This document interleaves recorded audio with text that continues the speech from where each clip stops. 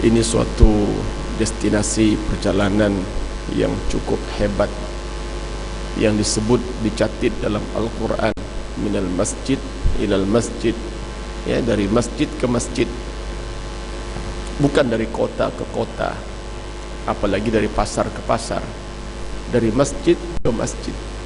Dan dalam ayat ini ia merujuk pada dua masjid, Masjidil Haram di Mekah ke Masjidil Aqsa Nun di Palestin, yang hari ini berada dalam genggaman musuh kita, Zionis, Yahudi laknat. Maha suci Allah yang telah menjalankan hambanya di waktu malam dari Masjidil Haram Mekah ke Masjidil Aqsa di Baitul Maqdis yang penuh dengan keberkatan, agar Allah perlihatkan tanda-tanda kebesarannya. Sungguhnya Allah Maha mendengar, Allah Maha melihat. Alhamdulillah, kita bersyukur kepada Allah Subhanahu wa taala, dan kita panjatkan selawat dan salam kepada Rasul junjungan Muhammad sallallahu wasallam alaihi, para keluarga, para sahabat yang telah berjuang, ya, sehingga kita dapat menikmati Islam hari ini. Kalau generasi dulu dah berbuat sesuatu yang hebat, korban tenaga, korban harta, korban nyawa, ya, untuk memastikan generasi kita ini menikmati Islam, wajar kita bertanya, apakah yang kita lakukan hari ini untuk memastikan bahwa generasi akan datang, yang akan hidup 50 tahun lagi, 100 tahun lagi, itu dapat mewarisi Islam. Alhamdulillah, wassalatu wassalamu ala rasulillah. Ya, mungkin tuan-tuan ternanti-nanti pengantin lain, ya, tapi yang datang orang lain. Ya, biasa begitu, biasa tunang dengan orang lain tapi nikah orang lain. Pernah? Oh pernah, tapi tak pernah. Pernah berlaku, ya. Ada orang tunang lama tak kawin-kawin, ada orang tak payah tunang terus kawin, ya. Macam malam ni lah, tak payah tunang, ya. Pukul 5 tadi Ustaz Rahim call saya, Ustaz boleh tolong tak, ya, insyaAllah. Saya kata kebetulan, ya, saya sedang berehat, ya, tak berapa sehat. Apalah, saya kata, lagipun dekat saja Kepong ke Greenwood, ya, dekat saja. Lagipun saya rindu sangat masjid ni, tuan-tuan. Tahun 80-an, 90-an, saya masih ingat lagi, ya, program saya di sini, kita Qiyamul Lail. Saya ingat malam tu sampai hampir ke tengah, dan saya masih ingat satu nama yang tidak akan lupa dalam fikiran saya, arwah Haji Haroman. Mungkin ada yang kenal, perasan 80-an, 90-an, ya, arwah saya. Saya tak akan lupa dengan almarhum, ya, senyumnya, masih ingat lagi senyumnya, ya, caranya bercakap, saya masih ingat. Walaupun dah lebih kurang 20 tahun, ya, saya tak sampai kemari. Dan pertemuan kita berada ketika kita menyambut Isra dan Mi'raj. Saya yakin ada kuliah khas mungkin malam Ahad ini tentang Isra Mi'raj. Jadi saya tak payah sentuh Isra Mi'raj, cuma glimpse sahajalah, ya, sekadar mukaddimah, ya. Dan saya yakin ustaz-ustaz yang lepas pun dah menyebut sedikit sebanyak tentang Isra Mi'raj ini. Seperti yang kita katakan bahwa Isra Mi'raj adalah ujian keimanan, ya. Mengapa disebut ujian keimanan? Sebab dia tak masuk akal. Memang tak masuk akal. Satu malam Nabi boleh berjalan, dibawa berjalan, ya, dari Mekah ke Palestin, naik ke langit. Memang tak masuk akal. Tapi ini bukan persoalan akal, ini persoalan iman. Iman. Sebab tu Abu Bakar, ya, bila di saat orang Mekah bingung nak percaya atau tak percaya cerita Nabi, Abu Bakar tampil ke depan dan berkata, ya Muhammad, aku percaya. Ana usaddiquka, aku percaya engkau. Malah kalau engkau cerita lebih dari itu pun aku percaya. Dan maka Abu Bakar mendapat gelaran As-Siddiq. As-Siddiq bukan yang benar, tetapi yang membenarkan, yang mengiyakan cerita Nabi. Ya, sehingga Nabi kata, kalau ditimbang iman Abu Bakar dengan iman kamu, masih berat iman Abu Bakar. Allah. Betapa tidak, ya.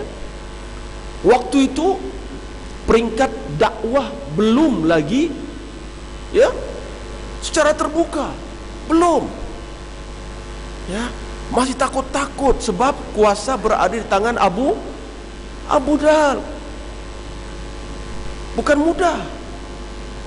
Dan ketika itu memang Quraisy Mekah sedang mengintai-ngintai siapa penyokong Muhammad. Sebab mereka buat pertemuan malam-malam. Ya, mereka tak buat kuliah open macam ini.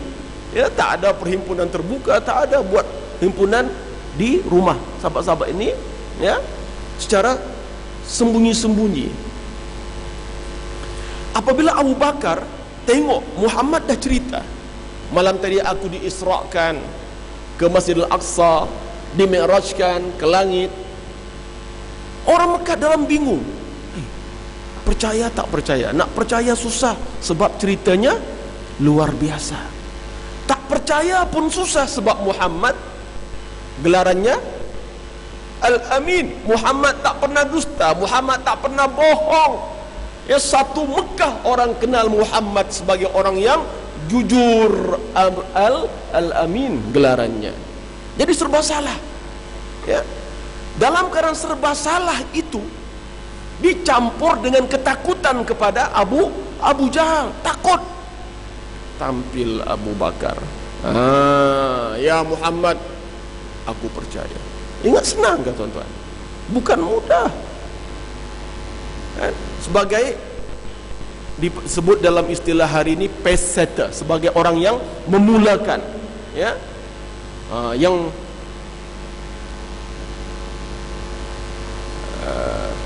memulakan lah, ya, yang start the fire.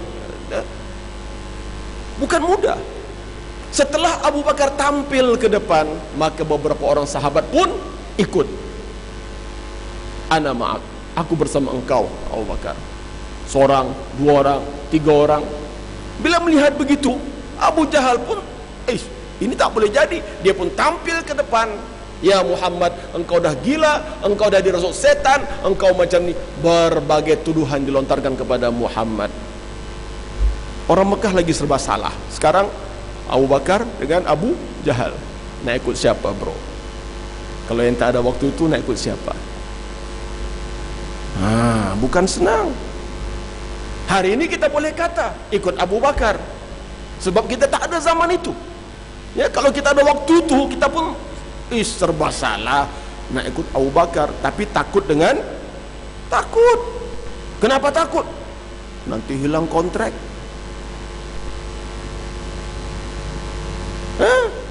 Sebab ikut Abu Bakar bermakna lawan Abu Jahal. Risikonya apa? Kalau cikgu mungkin boleh kena tukar. Ini cerita di Mekah ni, tuan-tuan. Kenapa? Datuk Seri Abu Jahal, PM Mekah waktu itu, berkuasa. Jangan main-main. Tetapi orang-orang yang berani, sebab tu kita kata ujian keimanan. Tak ramai yang ikut Muhammad waktu itu, sebab takut dengan Abu Jahal. Tapi tak ramai juga ikut Abu Jahal, sebab tahu perangai dia macam mana. Habis yang ramai mana? Yang ramai atas pagar, yang Allah sebut dalam Al-Quran golongan muzabzabina baina dhalik, la ilaha ula wa la ilaha ula. Golongan yang teragak-agak, ya, undecided, tidak ke sana, tidak ke sana. Bahasa halusnya neutral. Awak sokong siapa? Tak sokong mana-mana, saya neutral. Bahasa kasarnya atas pagar. Lagi kasar, awak munafik, hipokrit. Kan? Jumpa sana sokong sana, jumpa sini sokong sini. Bahasa antiknya talam dua muka. kan? Gergaji dua mata, satu kali sodok makan kiri kanan. Faham ke tak faham istilah-istilah ni? Saya orang sastra tuan-tuan, saya suka bahasa-bahasa macam itu. Mungkin ada cikgu-cikgu otai di sini, ya. Betul. Darah sekalian, bukan mudah. Sebab tu bila sebut ujian keimanan, bukan ceritanya yang penting. Cerita Isra' Mi'raj tak akan berulang. Dah tak ada. Kalau ada lah, ustaz-ustaz mana kata aku Isra' Mi'raj malam tadi. Dah. Tolak je lah, ya. Confirm tak akan berulang lagi kisah Isra' dan Mi'raj. Tetapi ujian keimanan akan terus berlaku sampai hari kiamat. At one point, satu peringkat kita akan diuji untuk kita menentukan sikap. Bila bertembung antara hak dan batil, ujian bagi kita. Kan? Bila bertembung antara golongan baik dan golongan jahat, ujian untuk kita. Bila bertembung antara golongan ma'ruf dan golongan mungkar, ujian untuk kita. Nak ikut yang mana? Ini akan terus berlaku sampai hari kiamat. Sampai hari kiamat. Dan sebenarnya itu bukan pilihan. Bila bertembung antara hak dan batil, bukan pilihan, tapi satu kewajiban. Apa dia? Wajib bersama yang hak, haram bersama yang batil. Bukan optional. Saya ikut ni lah. Saya ikut. No, it's not optional. Itu bukan pilihan. Tapi orang beriman yang baca Quran, ya, dia menjadi kewajiban. Apa dia? Mengenal mana hak, mana batil, dan kemudian menegakkan yang hak, menentang yang batil. Doa kita, Allahumma arinal haqqa haqqa warzuqna ittiba'ah wa arinal batila batilan warzuqna ijtinabah. Ya Allah, tunjukkan kami yang benar sebagai benar, dan supaya kami mengikuti kebenaran, dan tunjukkan kami yang salah sebagai suatu kebatilan, supaya kami boleh menghindarkan kebatilan. Setakat doa saja kah? Belajar. Sebab ilmu boleh membezakan hak dan batil. Bukankah ilmu itu cahaya? Al-ilmu nurun. Ilmu itu cahaya. Kalau dulu-dulu zaman kita sekolah kecil-kecil dulu, kita punya slogan di sekolah simple. Ilmu pelita hidup. Ilmu suluh hidup. Senang orang faham. Ilmu pelita hidup. Hanya dengan ilmu ada cahaya. Dengan ada cahaya, maka kita hidup dalam terang. Kan senang. Hari ini je yang slogannya pelik-pelik. Ya tak? Cemerlang, gemilang. Tanya anak saya apa, entah. Tak jadi apa pun. Temberangnya lebih. Jadi jembalang. Dulu-dulu zaman kita kecil-kecil, ada lagi buku tu. Buku exercise tu, gambarnya apa di luar? Gambar apa? Supaya ingat. Gambar obor. Gambar obor. Ilmu suluh hidup. Simple. Maknanya apa? Ilmu yang menerangkan kita mana hak, mana batil. Tanpa ilmu, kita hidup dalam gelap. Gelap. Dalam gelap, manusia meraba-raba. Dia boleh raba-raba, tapi dia tak tahu exactly bentuk bagaimana. Ya. Dalam gelap, orang tak kenal hitam dan putih. Betul. Sebab tu hari ini tuan-tuan, apapun isu melanda negara kita, ada kata hitam, ada kata putih. Perasan tak? Tak pernah kita berpakat, semua orang kata itu hitam. Tak ada. Padahal terang dah. Qad tabayyana ar-rusydu minal ghayy. Sudah jelas nyata beza yang hak dengan yang batil, tapi masih ada mengatakan itu hitam, itu putih. Kenapa? Sebab manusia hidup dalam gelap. Kenapa gelap? Tak ada ilmu. Kalau dulu-dulu ada cerita si buta dengan gajah. Orang tua tu pernah dengar lah cerita ni. Yang muda-muda saya tak tahulah. Macam ente pernah dengar ke cerita si buta dengan gajah ni? Pernah ya, ente kira tua lah. Ya, beberapa orang buta sembang-sembang. Mat, engkau pernah jumpa gajah tak? Pernah, aku pernah pegang gajah. Kalau betul, macam mana gajah? Oh, gajah tu macam batang kayu. Ada dengar cerita kan? Didengar oleh buta yang kedua. Ada pula macam batang kayu. Tak betul. Habis kalau betul macam mana? Aku pegang gajah macam dinding, dia kata. Kan? Data yang ketiga kata macam lembing, tajam. Yang keempat kata dah macam ular. Tak betul, macam tali. Kan? Yang last kata macam kipas. Apa masalah diorang ni? Tak cukup ilmu tentang gajah, tapi nak bercakap. Semua tak salah, cuma semua tak betul. Yang kata macam batang kayu sebab dia pegang kaki gajah. Oh, ini gajah. Aku tahu dah. Gajah ni macam batang kayu. Ngaji tak habis. Engkau rabalah ke atas sikit, tengok perut dia macam mana, badan dia macam mana, ya tak? Oh, macam dinding dah. Ngaji tak habis juga tu. Macam lembing, tajam. Dia pegang gading. Yang macam ular pegang belalai. Macam tali. Oh, ini ke gajah. Aku tahu dah. Dia pegang ekor. Ngaji tak habis, bro. Kan? Yang seorang lagi pegang telinga. Dia perlu ilmu yang lengkap tentang seekor gajah. Daripada depan belalainya ke kepalanya ada gadingnya macam mana, badannya gitu, ekornya pun ada kakinya. Lengkap ilmu tentang seekor gajah. Jadi tugas siapa nak bagi ilmu ni? Ulama lah. Macam mana siapa lagi? Kan? Ulama warasatul anbiya. Dalam keadaan gelap hari, dalam keadaan manusia meraba-raba, ulama kena tegas, ulama kena jelas bercakap. Ini hak, ini batil. Macam mana ustaz? Ulama tu kata okey, ulama ni kata tak okey. Ulama tu kata GST boleh, yang ni kata GST tak boleh. Ada pening. Masyarakat bingung.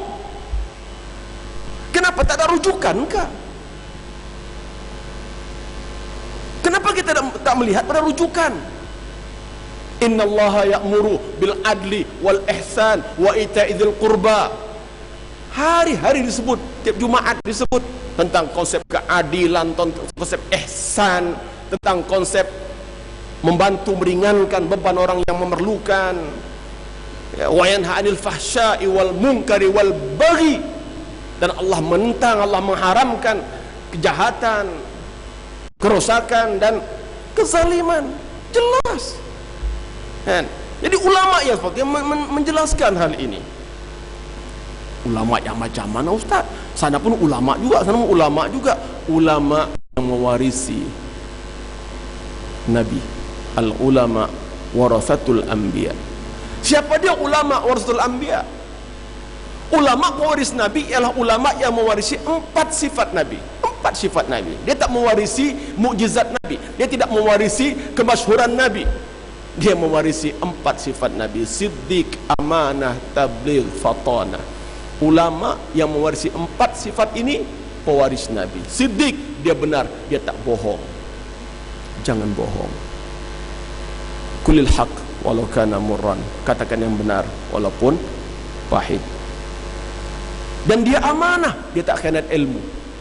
Dia tak khianat, dia tak jual ilmu untuk kepentingan dunia. Betul, betul. Salah, salah. Ini amanah. Dan dia tabligh, dia menyampaikan. Jangan teragak-agak dengan siapapun, sampaikan. Kadang-kadang kita nak bercakap, kita pilih-pilih cakap apa yang orang suka. Yang ni orang tak suka, jangan cakap.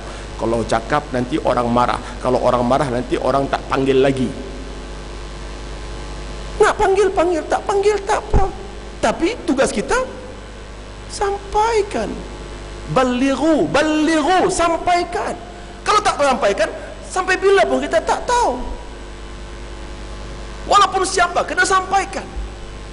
Walau berdepan dengan kezaliman. Afdalul jihad, kata Nabi, jihad yang paling afdal apa dia? Bukan perang, bukan sembahyang, bukan sedekah. Jihad yang paling afdal ialah mengatakan yang hak di hadapan pemerintah yang zalim. Dalam kezaliman pemerintah, ulama wajib memberikan cahaya, nur. Siapa nak tegur lagi? Kan? Kalau kita kata pembaziran itu kemungkaran, siapa nak tegur? Abu Dzar Al-Ghifari, seorang sahabat Nabi, panjang umur, hidup sampai zaman Bani Umayyah, tapi dah tua dia waktu itu. Khalifah di zaman Bani Umayyah buat istana besar. Muawiyah lah tu, kan? Dia buat istana besar. Abu Dzar tengok, ini rumah siapa? Dia kata ini rumah khalifah. Abu Dzar ketuk pintu istana dengan tongkatnya. Pelang kabut, buat istana. Khalifah Abu Dzar datang. Masya Allah, sahabat Nabi. Dia hormat sebab Abu Dzar ni sahabat Nabi. Sahabat Nabi, orang yang pernah jumpa Nabi. Dia tabi'in, dia tak pernah jumpa Nabi, dia jumpa dengan sahabat. Dia pun buka pintu, khalifah ni, silakan masuk wahai sahabat Rasulullah, silakan, sudi-sudilah masuk ke teratak hamba yang tak seberapa. Dia nak merendah diri lah tu. Dia tak tahu Abu Dzar dah mengamuk ni, kan? Abu Dzar disuruh duduk, dia tak mau duduk. Dia tengok keliling, dia hentak dia punya tongkat. Pum. Haza laisa min malika wala min mali abika. Ini bukan harta kamu dan bukan harta bapak kamu. Wow. Bang, ada berani? Berat betul, berani depan khalifah. Apa khalifah buat? Tangkap dia. No. Khalifah tunduk. Kenapa? Sebab yang menegur ini siapa? Sahabat Nabi. Oh, khalifah diam, terkedu dia. Ini hebat tak hebat ulama dulu, ya? Kalau kita berani, tuan-tuan, adalah Imam Nawawi dipanggil oleh raja. Waktu itu negara sedang diserang oleh Tatar. Khalifah panggil, Tuan Syekh, nak tanya, boleh tak kita kutip cukai atas rakyat, nak tampung kos peperangan? Kalau Nawawi sekarang, apa katanya? Tepat pada masanya tuanku, kutiplah 6%. Tak, Imam Nawawi dengan baik-baik, dia kata apa? Tuanku ada 100 hamba yang masing-masing ada tali pinggang emas. Wow, hamba pakai tali pinggang emas. Kutip tali pinggang itu, ambil semua, masukkan dalam khazanah negara. Dan tuanku ada 200 dayang, masing-masing ada seberkas perhiasan. Ambil semua perhiasan mereka, masuk khazanah negara. Dan tuanku kena perintahkan semua menteri-menteri tuanku, serahkan harta mereka, emas, intan permata yang ada pada istri dan putri-putri mereka, ambil semua, masuk dalam khazanah negara. Tak cukup, barulah kutip cukai dari rakyat. Ya Allah, kalaulah ada ulama macam ini. Khalifah dengar cakap ulama. Ini kehebatan mereka. Ulama dulu Allah angkat martabat. Yarfa'illahu alladhina amanu minkum walladhina utul ilma darajat. Allah mengangkat martabat orang beriman dan berilmu beberapa darjat ketinggian. Bila bercakap, ulama bercakap, raja diam. Hebat, hebat ilmu mereka, hebat. Sama juga macam Syekh Izzuddin Abdus Salam, ditanya tentang cukai, jawabnya, haram kita mengenakan cukai atas rakyat selagi pemimpin hidup mewah.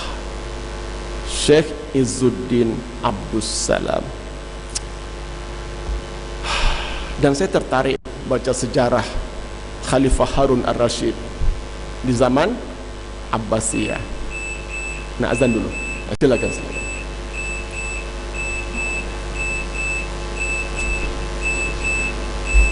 Bismillah.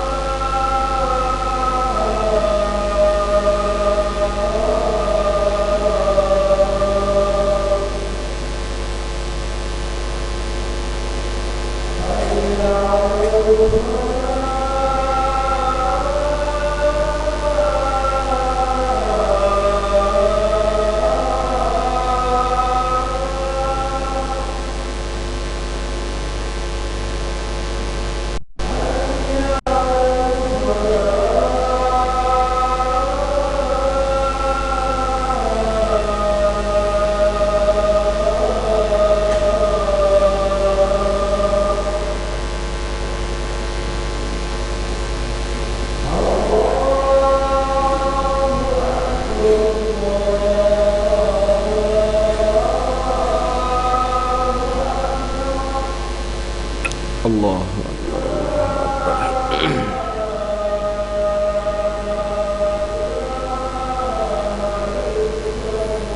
La ilaha wa abadan la ilaha illallah Muhammadur Rasulullah. Allahumma rabb hadhihi da'wati tammati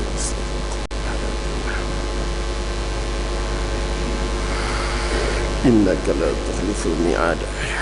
Sikit lagi tuan-tuan, dalam pemerintahan Harun Ar-Rasyid, ya, seorang khalifah yang termasyhur di zaman Abbasiyah, ada seorang ulama bernama Al-Fudail.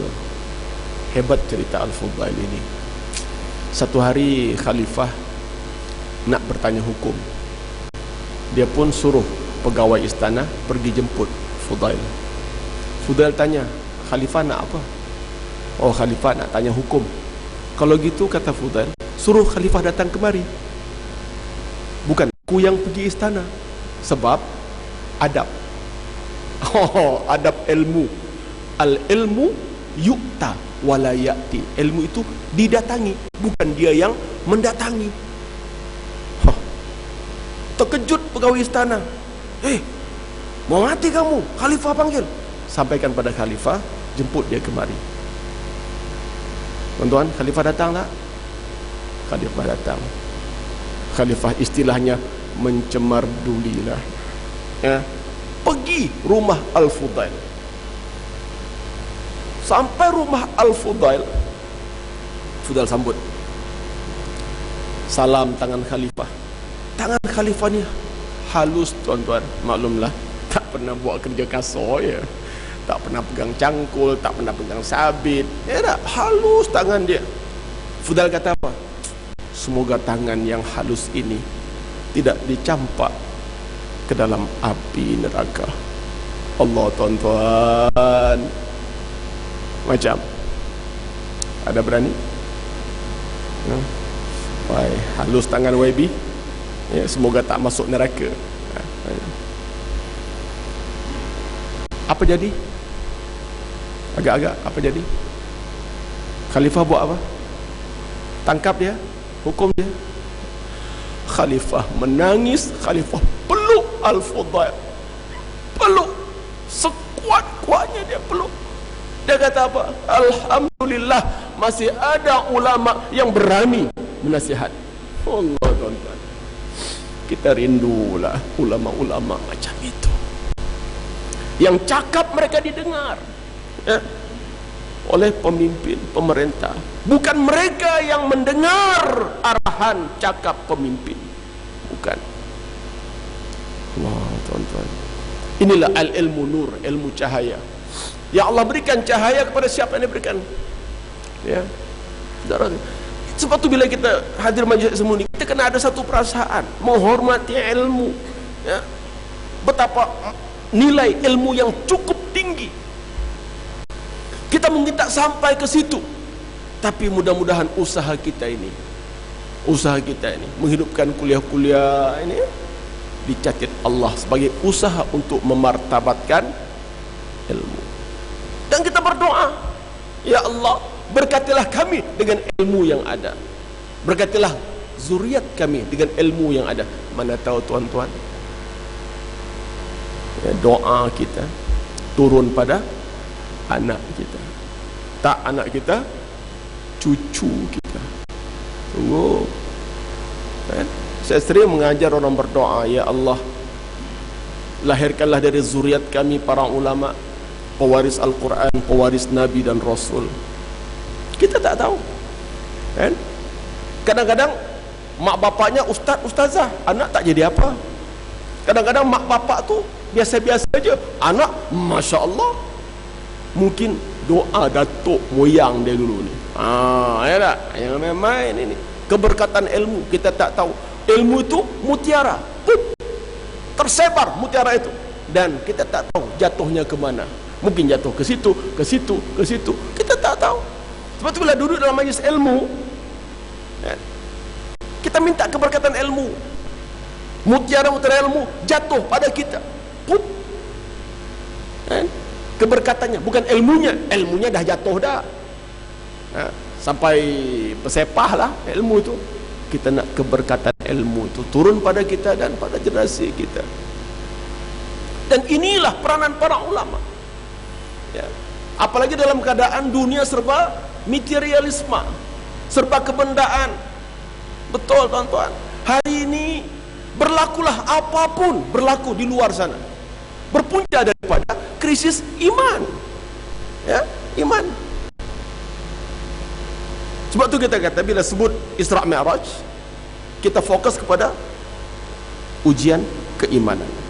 Dan hari ini berat ujian keimanan kita. Anak berani lawan mak bapak. Sebab apa? Sebab apa? Bukan sebab permodenan. Biasalah ustaz, negara dah moden, negara dah maju, anak degil lah. Tidak, saya tak setuju. Kalau nak maju, harganya anak kita degil, tak payah majulah. Tak betul. Islam membawa kemajuan, tapi Islam membawa bersamanya iman. Nak maju, maju, tapi iman. Nak bina bangunan, bina, jangan runtuhkan iman. Hari ini kita bina fizikal, tapi iman runtuh. Kita bina rumah, penghuni rumah tak sembahyang, penghuni rumah tak ada faham Al-Quran, tak baca Quran, tak tutup aurat.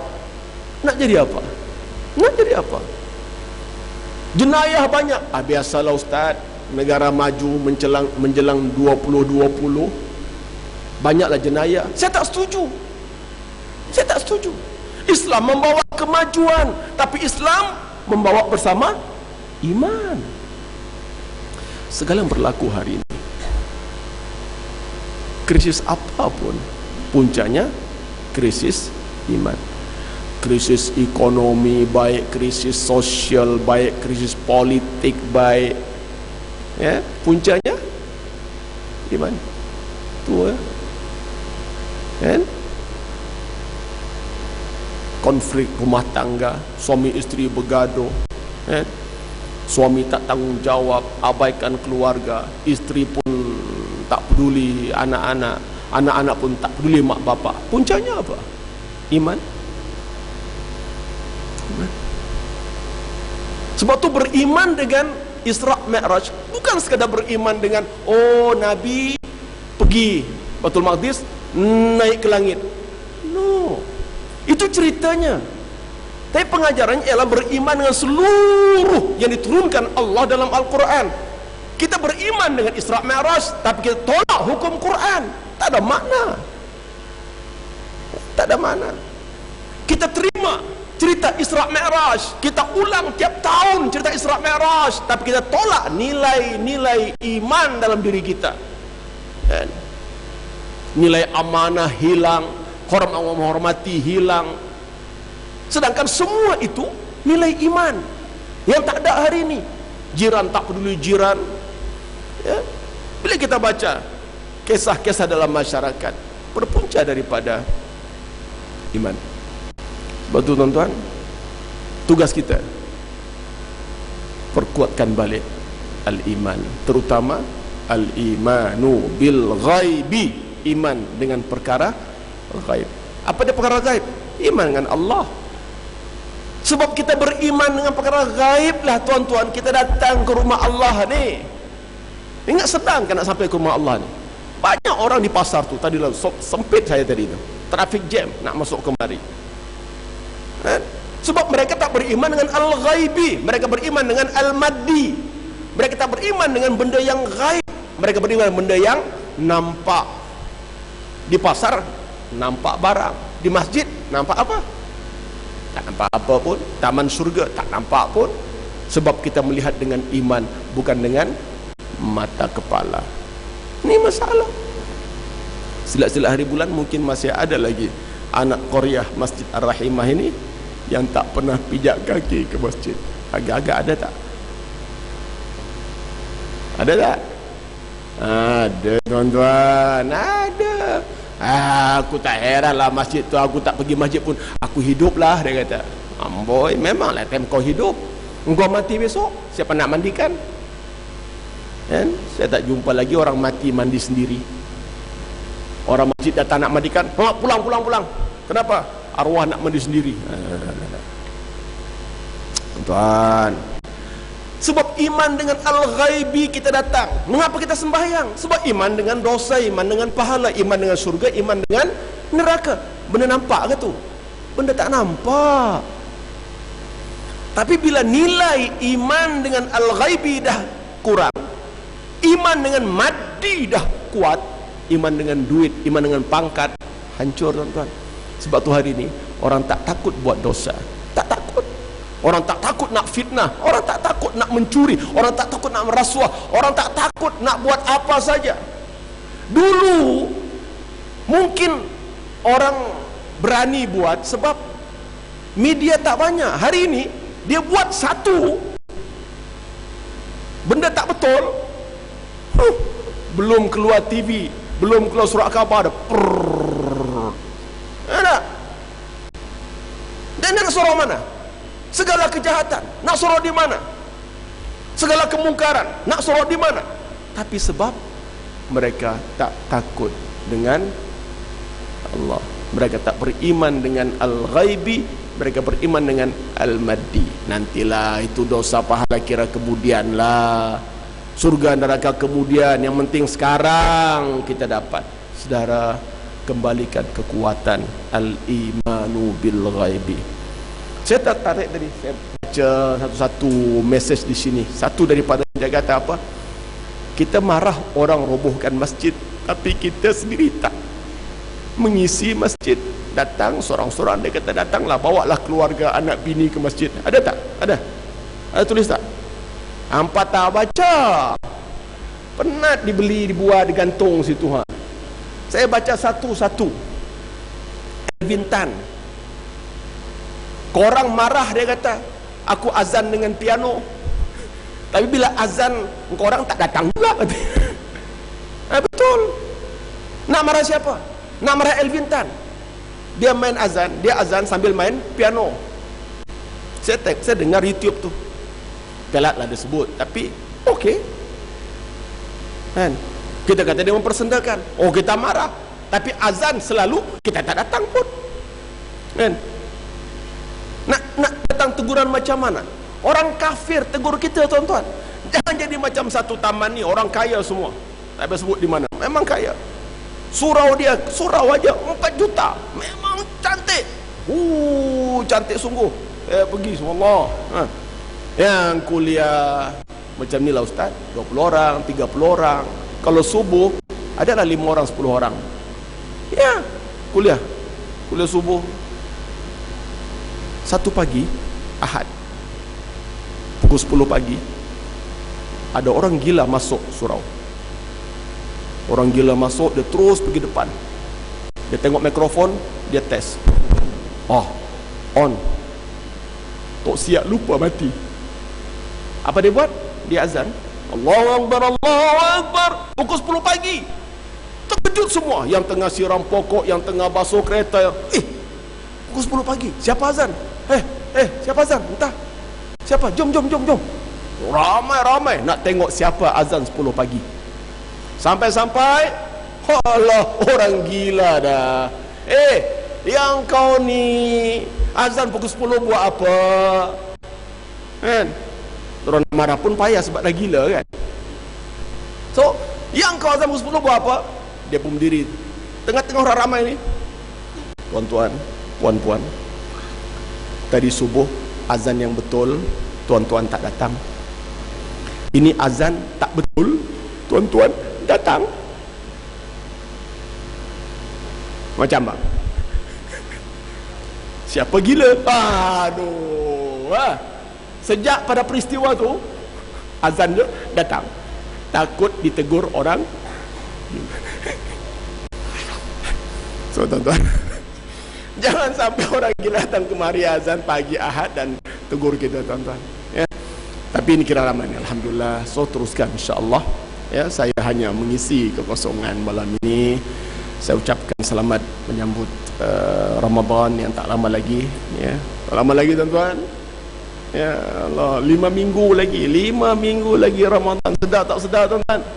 5 minggu lagi akan datang tamu yang bernama Ramadan. Muliakanlah tamu itu. Hiaslah rumah, bersihkan rumah, tuan-tuan. Kalau nak cat sekarang menyambut tamu yang bernama Ramadan. Nak tukar langsir makcik, tukar sekarang. Nak sambut tamu yang bernama Ramadan.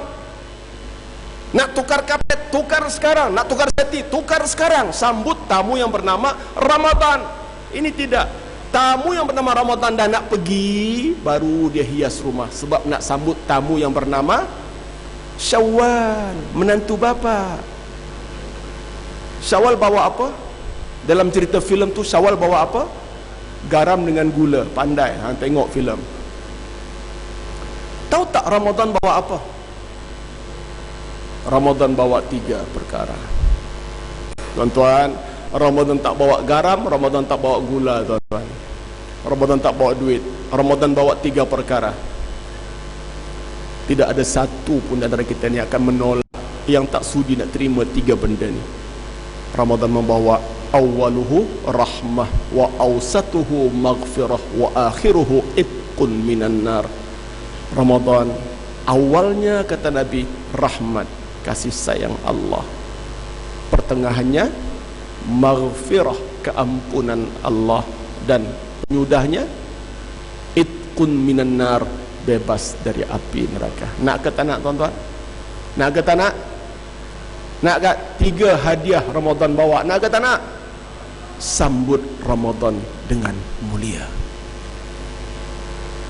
Semoga ketibaan Ramadan tahun ini menghapuskan dosa-dosa kita.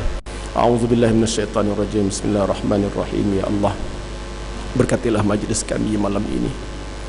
Berkatilah kami di bulan Rejab dan Sya'ban. Sampaikan kami ke bulan Ramadan. Ampunkan dosa-dosa kami, ya Allah. Tunaikan hajat kami, mudahkan urusan kami, lapangkan dada kami, luaskan rezeki kami, sembuhkan penyakit kami, ya Allah. Sembuhkan yang sakit di kalangan kami, ya Allah. Berkatilah ilmu kami, berkatilah amal kami. Lahirkanlah zuriat kami, lahirkan dari zuriat kami para ulama, pewaris Al-Quran, pewaris Nabi dan Rasul. Ya Allah, peliharalah kami, keluarga kami, harta benda kami dari musibah dunia dan akhirat. Wa sallallahu ala sayyidina Muhammad wa alihi wa sahbihi ajma'in. Walhamdulillahi rabbil alamin. Assalamualaikum warahmatullahi wabarakatuh.